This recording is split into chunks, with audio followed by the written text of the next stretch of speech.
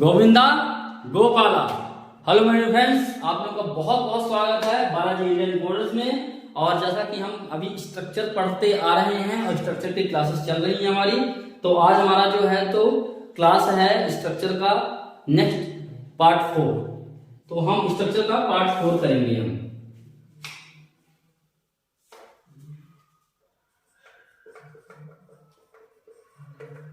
Structure part 4, इसमें हम क्या कवर करेंगे आज?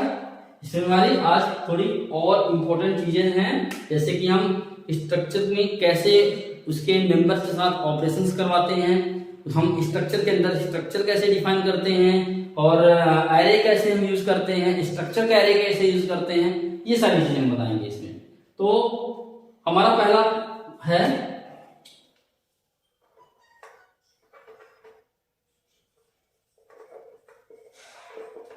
Operation with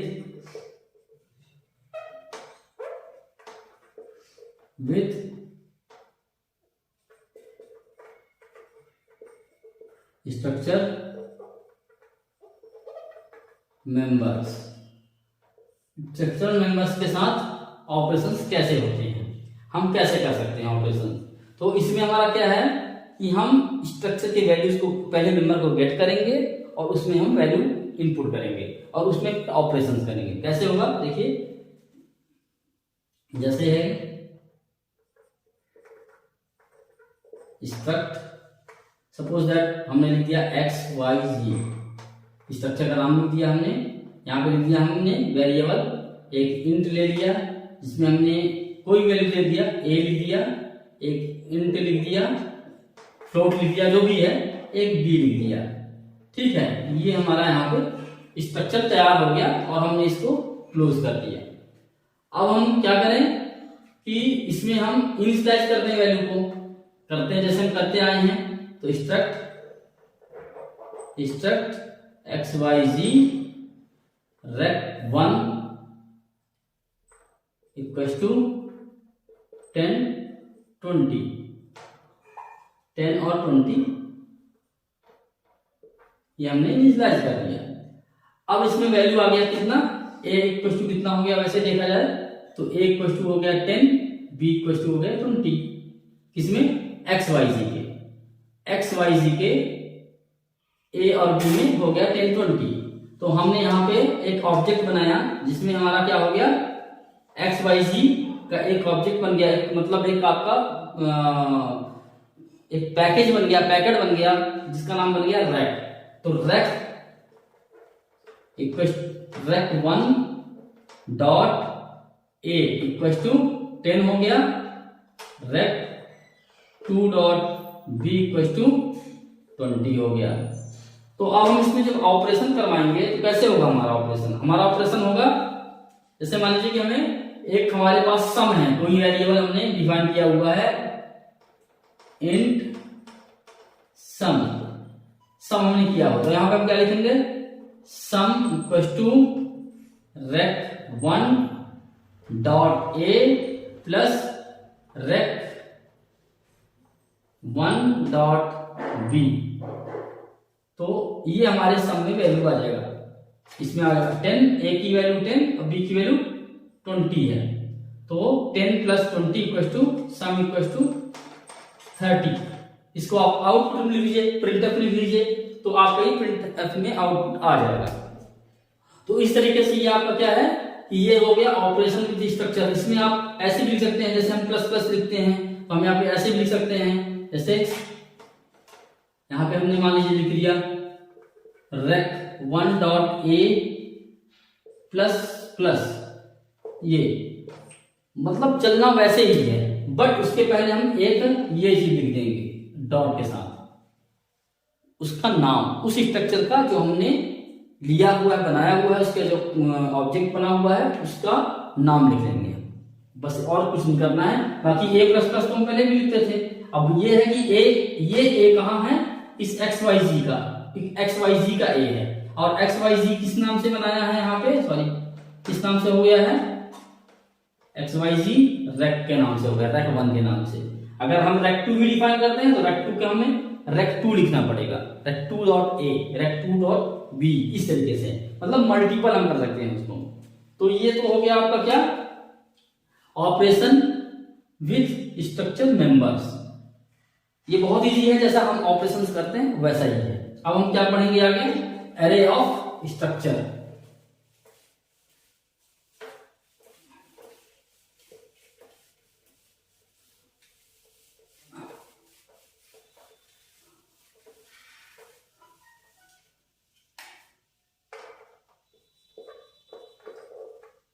array of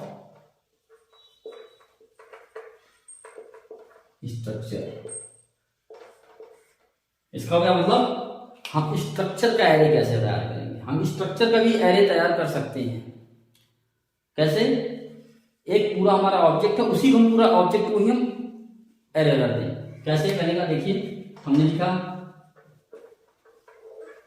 struct X Y ji, x Y जी, और हमने लिखा इंट ए, इंट बी, और ये सेमीकोलन लगा दिया। अब हम क्या करें, जब हम इसको डिफाइन करेंगे तो कैसे लिखेंगे, हम लिखेंगे क्या, स्ट्रक्ट एक्स वाई जी रेक्ट 3 कर देंगे, और 3 कर दिए, और इसके आगे मैंने वैल्यू डाल दिया 3, 10, 20, ये बंद हुआ, फिर दूसरा 15, 19, तीसरा हुआ 5, 7, ये बंद हो गया, ये सेमीकोलन। तो ये देखिए यहाँ पे आप क्या कर रहे हैं, आप उसको यहाँ पे एरे बना दिए, ये रेक्ट 1 जो है आपका एरे बन गया। अब हम इसको एक्सेस करेंगे कैसे, फॉर लूप लगा करके किसी तरीके से हम उसके अंदर के अंदर एलिमेंट्स को हम यूज करेंगे। तो इस तरीके से जो एरे ऑफ स्ट्रक्चर है वो यूज होता है। फॉर लूप में हम कैसे यूज करेंगे, जैसे मान लीजिए कि ये एरे रेक्ट 3 है, तो रेक्ट 3 का हम यहाँ पे लगाएंगे कैसे, फॉर लूप लगा लेंगे, for int I equal to 0 कर दिया हमने, यहाँ पे बड़ी जगह कम है, यहाँ पे लिखते हैं हम for int I equal to 0, I is less than equal to, sorry less than, हमारा साइज कितना है 3 है, तो हम 3 भी लिख सकते हैं, यहाँ पे डायरेक्ट हम ऐसे लिख सकते हैं रेक्ट 1 डॉट लेंथ, लेंथ जितनी लेंथ है उससे कम, तो 3 हो जाएगा, और आई प्लस प्लस। अब हम यहाँ पे अपना लिखेंगे क्या, जो भी वैल्यू लिखवानी होगी, जैसे मान लीजिए कि हमें आई की वैल्यू 1 वाली आएगी तो ये वाली चलेगा, जब आई की वैल्यू 2 आएगी तो ये वाली वैल्यू निकलेगी, और जब ये वैल्यू 3 निकलेगी, आई की वैल्यू 2 होगा तो ये वाला चलेगा, 0 होगा तो ये चलेगा, आई इक्वल टू 0 रहेगा तो ये वाली वैल्यू मिलेगी 10, 20, आई इक्वल टू 1 रहेगा तो 9, 15, 19 मिलेगा, और आई इक्वल टू 2 रहेगा तो 5 और 7 मिलेगा।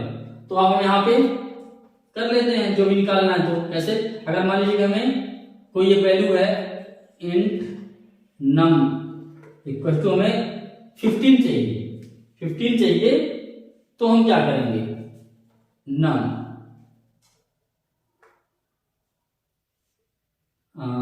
क्या लिखेंगे हम यहाँ पे,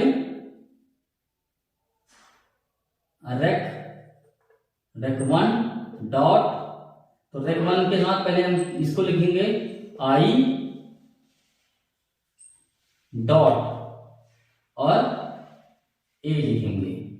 अब ये आई जो है, तो हर बार जो है तो आई अभी 0 के लिए चलेगा, तो आई 0 के साथ ए की वैल्यू 10 मिलेगा, फिर जब 2 चलेगा तो 15 मिलेगा, जब 2 चलेगा तो 15, यहाँ पे सॉरी यहाँ पे जब 1 होगा, पहले जब 0 रहेगा आई की वैल्यू जब 0 होगी तो क्या होगा 10 मिलेगा, ए इक्वल टू 10 रहेगा,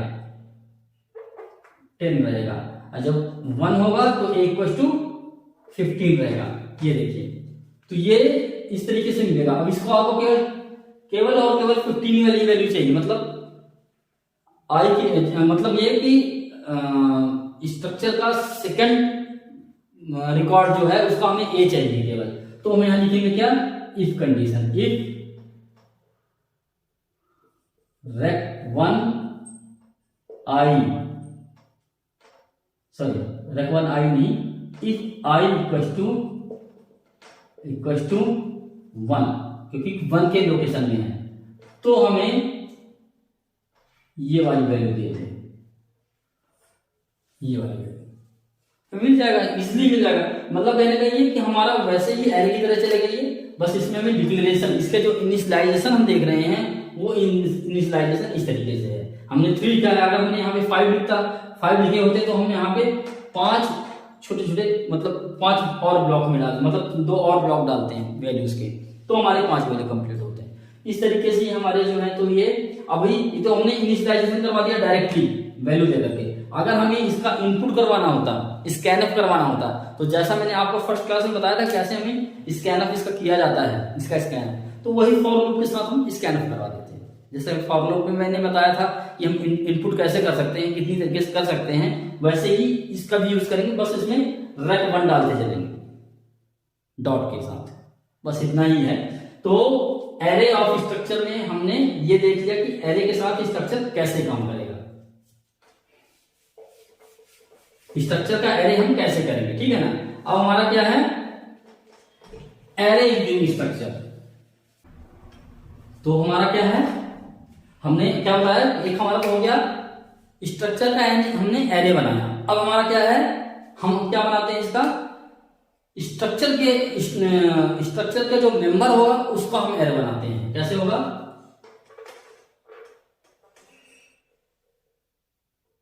इसका क्या टॉपिक क्या है, एरे विद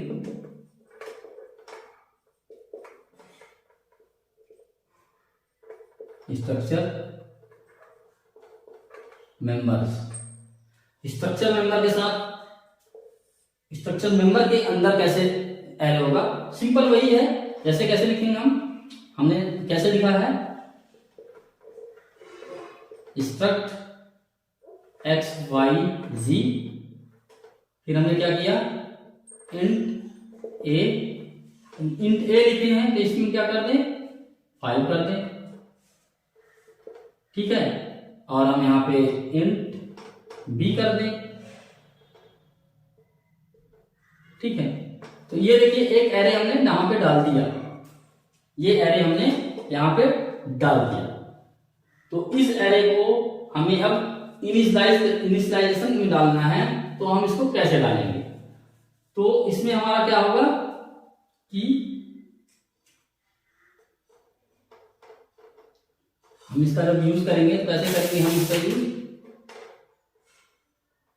स्ट्रक्ट, हम इसको 5 की जगह पर 3 ले लेते हैं, थोड़ा सा ज्यादा हो जाएगा ये, तो 3 struct X Y Z rec 1 equal to, ये हमने एक ब्रैकेट स्टार्ट किया, इसमें ए का है एक, तो 3 वैल्यू रहेंगे इसमें 195, 3 वैल्यू डाला हमने ए का, और एक बी के लिए डाल दिया हमने 10।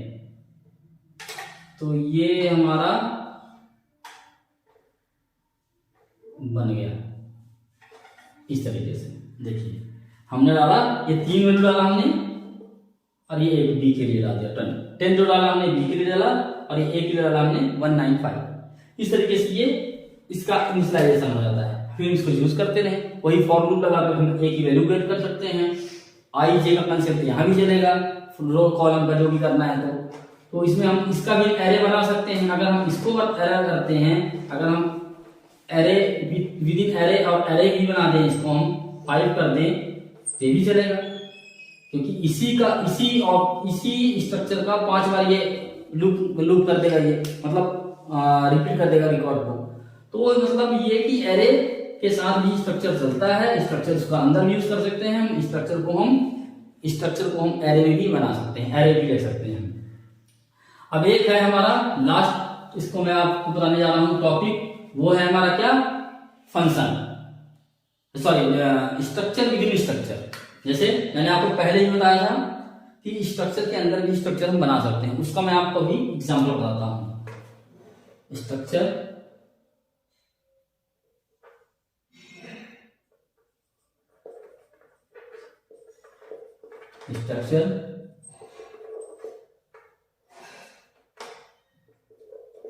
विद इन स्ट्रक्चर, ठीक है ना। इसको हम नेस्टेड स्ट्रक्चर भी कह सकते हैं, नेस्टेड स्ट्रक्चर, ठीक है। अब इसमें क्या है, आप देखिए यहां पे क्या है, structure with in structure.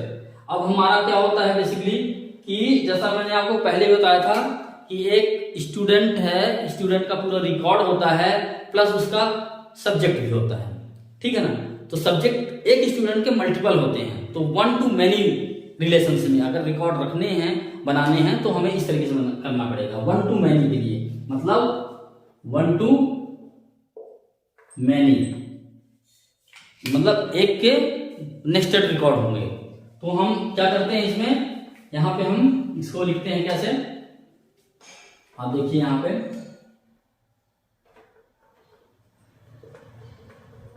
Struct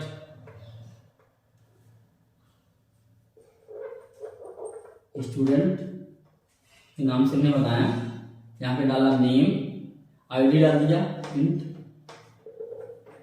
student ID हो गई, स्टूडेंट आईडी हो गया, int sorry string character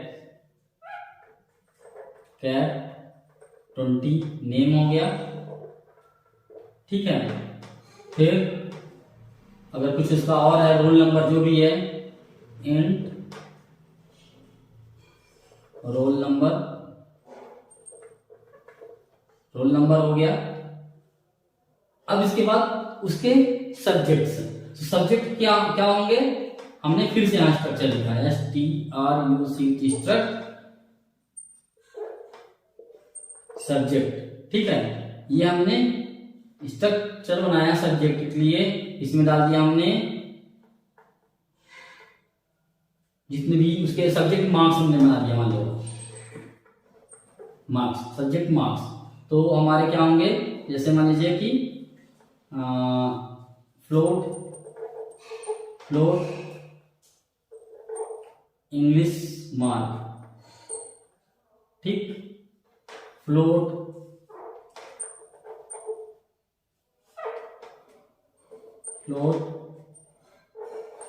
Hindi mark,